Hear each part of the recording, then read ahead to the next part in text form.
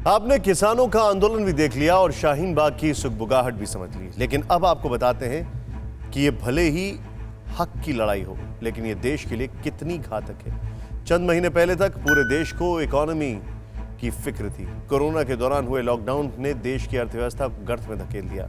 अब किसान आंदोलन ने इकोनॉमी और रोटी दोनों की फिक्र बढ़ा दी। देखें कैसे।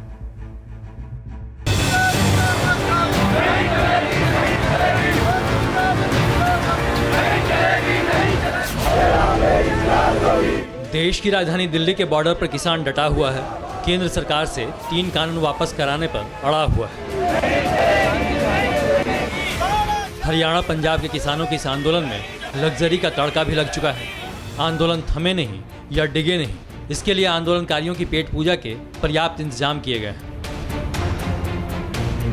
इतना ही नहीं, किसानों का आंदोलन थके नहीं, इसके लिए पैर दबाने के इंतजाम है।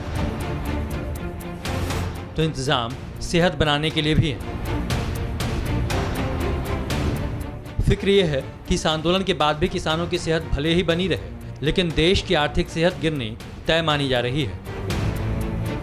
किसानों का आंदोलन जब 20वें दिन में दाखिल हो रहा था, तब associated chambers of commerce and industries of India यानी एसोचैम ने किसान आंदोलन का गुणागणित करने के बाद देश के नुकसान का जो आंकड़ा सामने रखा, वो हैरान करने वाला है। एसोचैम की रिपोर्ट बताती है कि किसानों के प्रदर्शन से देश को हर रोज 3,500 करोड़ रुपए का नुकसान हो रहा है। यानी इसे 20 से गुणा कर दें तो अब तक 70,000 करोड़ का नुकसान हो चुका है। जितना भी सप्लाई चेन है वो काफ़ी डिस्टर्ब देखने को मिला।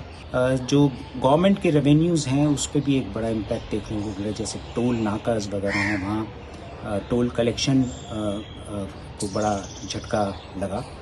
जीएसटी को भी एक झटका देखने को मिलेगा। यूं तो आंदोलन स्थल के करीब से गुजरने वाले अपने पेट्रोल और वक्त की बर्बादी हर रोज देख रहे हैं, लेकिन जो नहीं दिख रहा है वो है किसानों के आंदोलन से कई राज्यों को होने वाला करोड़ों रुपए का नुकसान। कन्फेडरेशन ऑफ इंडिया इंडस्ट्री यानी CII ने भी बयान जारी कर कहा है कि कोरोना के बाद देश की अर्थव्यवस्था को पटरी पर लाने की चुनौती है और इसके लिए किसान आंदोलन का जल्द से जल्द हल निकालना जरूरी है। एक्सपर्ट्स को लगता है कि कोरोना की वजह से देश में जो सप्लाई चेन टूटी थी उसे बहुत ही मुश्किल से पटरी पर लाया गया है, लेकिन किसान आंदोलन ने सप्लाई चेन को दोबारा तोड़ दिया है। दिल्ली NCR, पंजाब, हरियाणा, राजस्थान और उत्तर प्रदेश के बीच का सड़क संपर्क बहुत हद तक प्रभावित हुआ है।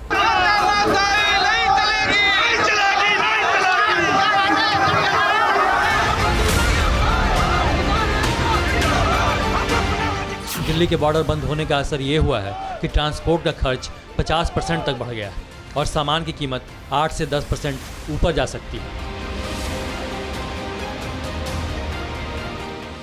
जाहिर है अब हर किसी की उम्मीद सरकार और किसान पर टिकी, क्योंकि अगर किसान आंदोलन लंबा खिंचा तो आम जनता का भी बुरा हाल होना तय है।